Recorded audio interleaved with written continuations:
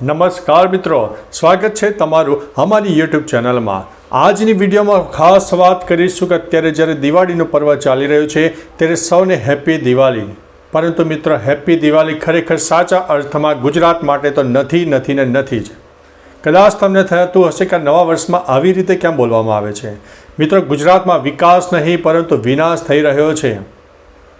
મંત્રીઓ અને સરકાર પોતાની ખુરશીની આડમાં પ્રજાનું કોઈ ધ્યાન રાખતી નથી અને પ્રજા અત્યારે મોતના મુખમાં ધકેલાઈ રહી છે। જી હા દોસ્તો, આજના એવા બધા ટોપિકની વાત કરીશું કે ચોક્કસથી આ વાત કરનાર અમે કદાચ હજારોની સંખ્યાની જે લાઈન છે તેના પછી અમારું સ્થાન હશે, પરંતુ આ સત્ય હકીકત છે। અત્યારે દિવાળીનો પર્વ ચાલી રહ્યો છે કે ત્યારે ખાદ્ય અને જે ડ્રગ્સ વિભાગ છે તે અત્યારે મીઠાઈની દુકાનો ઉપરાંત અન્ય ખાદ્ય પદાર્થોની દુકાનો પર રેડ પાડતા હશે અને અખાદ્ય પદાર્થોના સેમ્પલ લેતા હશે, તેની ચકાસણી કરતા હશે અને જાણે કે સરકાર ખૂબ જ મોટું પગલું ભરી રહી છે અને લોકોને શુદ્ધ અને સાત્વિક ભોજન મળે, મીઠાઈઓ મળે તેવું આયોજન કરી રહી છે। પરંતુ મિત્રો, આ એક ફોર્માલિટી છે, આ એક દેખાડો છે। તેની આડમાં ક્યાંક પૈસાનો તોડ થતો હોય છે અથવા તો લીગલી પૈસા ભરાવીને સરકારની તિજોરીઓ ભરવામાં આવે છે। મિત્રો, અમારું કહેવું છે કે જો તમે રેડ પાડતા જ હોય તો દર વર્ષે જે રાશનનો જથ્થો આપવામાં આવે છે, જે ઘઉં ચોખા હોય, તુવેર દાળ હોય કે ચણા હોય કે અન્ય કોઈ અનાજ હોય, તે જગ્યાએ તમે રેડ કેમ પાડતા નથી? તેની અંદર સેંકડો જીવજંતુઓ હોય છે, સડેલું અનાજ હોય છે, ભેજવાળું અનાજ હોય છે, અખાદ્ય અનાજ હોય છે। તેના ફોટા અને વિડીયો શેર કરીને જે તે એજન્સી હોય અથવા તો સરકારે જેણે મંજૂરી આપી છે તેના ઉપર દંડ અને કાર્યવાહી કેમ કરવામાં આવતી નથી? અને આ આજનું નહીં મિત્રો, કેટલીય પેઢીઓથી આવો અખાદ્ય આપણને જથ્થો મળી રહ્યો છે અને તેના ઉપર કોઈ એક્શન લેવામાં આવતી નથી। તેમ છતાં પણ મિત્રો દરેક જણ કરી રહ્યા છે હેપી દિવાળી।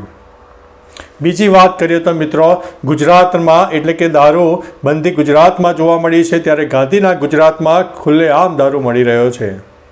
દારૂડિયાને પકડવામાં આવે છે, પરંતુ દારૂ વેચનાર બુટલેગરો હોય કે દારૂ બનાવતી કંપની હોય તેના ઉપર એક્શન લેવામાં આવતી નથી। તેમ છતાં પણ આ જે દારૂના રવાડે લોકો ચડી રહ્યા છે તેના લીધે કેટલાય કુટુંબો નાશ પામી ગયા છે અને તેમ છતાં પણ સરકાર કરી રહી છે હેપી દિવાળી। અન્ય વાત કરીએ તો મિત્રો, પ્લાસ્ટિકની કોથળીઓ અને પ્લાસ્ટિકના ઝબલાની સરકારે અમુક માઇક્રોન સુધી તેને છૂટ આપી છે, પરંતુ સરકારના જે અધિકારીઓ છે તે દુકાનો ઉપર રેડ પાડવા જાય છે, પ્લાસ્ટિકનો જથ્થો જપ્ત કરે છે, તેના ઉપર દંડનીય કાર્યવાહી કરે છે તો કોઈ જગ્યાએ તોડપાણી થાય છે।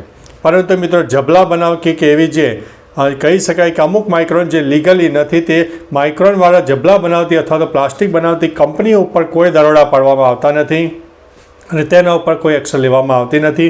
નાના માણસને જ હેરાન કરવામાં આવે છે। તેમ છતાં સરકાર કહે છે હેપી દિવાળી।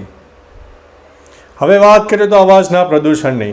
અત્યારે દિવાળીનો તહેવાર આવી રહ્યો છે ત્યારે સરકારે 2 કલાક ફટાકડા ફોડવાની મંજૂરી આપી દીધી, કારણ કે તેમને હવામાં પ્રદૂષણ દેખાય છે। અવાજનું પ્રદૂષણ હોય કે પછી ધુમાડાનું પ્રદૂષણ હોય। તો મિત્રો, મારે વાત કરવી છે કે જ્યારે કોઈ દીકરા દીકરીના લગ્ન પ્રસંગ હોય અને ત્યાં મ્યુઝિકલ નાઇટ ચાલતી હોય, ગરબા ચાલતા હોય, રાસ ગરબા ચાલતા હોય, કોઈ વિધિ ચાલતી હોય તો રાત્રે 10 વાગ્યા પછી જો એને ચલાવવામાં આવે તો તરત જ પોલીસ દ્વારા રેડ પાડવામાં આવે છે અને તે જે પ્રસંગ હોય છે એ પાર્ટીને અને જે ડીજેના સંચાલક હોય છે તેને કાયદેસરની કાર્યવાહી કરવામાં આવે છે। ત્યારે મિત્રો, આ કાયદો નવરાત્રિ દરમિયાન ક્યાં ગયો હતો કે જેની અંદર સરકારી અધિકારીઓથી માંડીને પોલીસ હોય, કલેક્ટરો હોય, જે મોડી રાત્રે 12 વાગે તો ગરબા શરૂ થાય અને વહેલી સવારે ખાલી બ્રશ કરવાનો સમય હોય ત્યાં સુધી ગરબા ચાલુ રહે, ત્યારે તમારા નિયમો ક્યાં જાય છે? શા માટે આ એક જાહેર જનતા અને સામાન્ય માણસને હેરાન કરવામાં આવે છે? જો તમારાથી નિયમ પાળવાની ત્રેવડ ન હોય તો શું કરવા તમે નિયમ પાળો છો? તેમ છતાં પણ સરકાર કહે છે હેપી દિવાળી। બીજી તરફ મિત્રો, દાદાનું બુલડોઝર બધી જગ્યાએ ફરી વળ્યું છે। કોઈ સામાન્ય માણસ હોય કે ગરીબ માણસ હોય જે રોજનું રોજ કમાતો હોય તેના ઘરો પર બુલડોઝર ફરી રહ્યો છે અને કહે છે કે આ જે જગ્યા છે એ લીગલી છે। ત્યારે મારે કહેવું છે કે કેટલાય નેતા હોય, અભિનેતા હોય કે સરકારના કર્મચારીઓ હોય, તેમની સંપત્તિઓ અને તેમની આસપાસનો વિસ્તાર હોય તેમાં પણ ઘણું બધું ઇલીગલી કામ થયું હોય, તેના ઉપર બુલડોઝર કેમ પડતું નથી? શા માટે મધ્યમ અને ગરીબ માણસને હેરાન કરવામાં આવે છે? નિયમો રાખવા હોય અને પાળવા હોય તો બધા માટે સરખા પાડો. સૌપ્રથમ તમારા ઉપરથી એક્શનની શરૂઆત કરો કે જેથી જનતા પણ જાણે કે સરકારના અધિકારીઓના જ પ્રોપર્ટી પર બુલડોઝર ફરે તો આપણા ઉપર કેમ નહીં? તેમ છતાં સરકાર કહે છે હેપી દિવાળી. હવે મિત્રો, જ્યારે ચૂંટણીનો માહોલ પણ દિવસે ને દિવસે નજીક આવી રહ્યો છે ત્યારે શિક્ષકોને ચૂંટણીની પણ કામગીરી આપવામાં આવી રહી છે, જેમાં પ્રાથમિક શાળા હોય, સરકારી શાળા તો હોય, પરંતુ ખાનગી શાળાઓમાં જે નોકરી કરતા શિક્ષકો હોય, જે 5,000થી લઈને 10,000ની અંદર કમાતા હોય છે, અને તેમને પણ આ ભારણ આપવામાં આવે છે. આંગણવાડી બહેનો હોય અથવા તો ખેતીવાડીના સરકારી અધિકારીઓ હોય, તેમને પણ આ બધું કામ આપવામાં આવે છે. ત્યારે મિત્રો, બાળકોને જે શિક્ષણ આપવાનો સમયગાળો હોય છે તેના ભોગે એ શિક્ષકોને ઉઠાવીને સરકારી કામગીરી હોય, જે ચૂંટણીની કામગીરી હોય, તેની અંદર ધકેલી દેવામાં આવે છે. હવે મુખ્ય વિષય શિક્ષક જ શાળામાં બાળકો પાસે નથી તો એ સમય દરમિયાન પ્રોક્સી ગોઠવીને કોઈ બીજા શિક્ષકને રાખવાથી શું અર્થ? તો ગણિત વિજ્ઞાનનો શિક્ષક હોય તો તેને ગણિત વિજ્ઞાનનો જે એનો કોર્સ હોય, સિલેબસ હોય તો પૂર્ણ કરે, પણ એ શિક્ષકો હોય, જે મુખ્ય શિક્ષકો હોય, જે મુખ્ય વિષયના શિક્ષકો હોય, બાળકોનું શિક્ષણ બગાડીને સરકારી કામ તમે કરાવો છો તો આ કેટલી હદે યોગ્ય કહેવાય? કેટલાય નવયુવાનો બેરોજગાર છે. તમે એક ટેન્ડર બહાર પાડો, એક ભરતી બહાર પાડો કે કામ ચાલો આ પ્રક્રિયા માટે અમારે યુવાનો જોઈએ છે, તો તે પણ ઘણું સારું કામ કરી શકે છે. શું કામ તમે બાળકોના ભવિષ્ય સાથે ચેડા કરો છો? અને તેમ છતાં પણ કહે છે સરકાર હેપી દિવાળી. તો શું મિત્રો, દિવાળી આવી રીતે ઉજવાશે?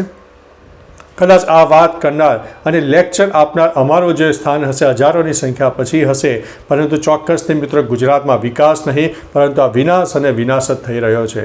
તમે પણ આ બધી વાત ઉપર સંમત હોય તો નીચે કમેન્ટ કરજો, અને વિડીયો સારી લાગે તો અન્યમાં શેર કરજો, અને વિડીયોને લાઇક પણ કરજો. તો ચાલો મિત્રો, ફરીથી લેટેસ્ટ ઇન્ફોર્મેશન સાથે મળતા રહીશું. ત્યાં સુધી અમને રજા આપશો. નમસ્તે.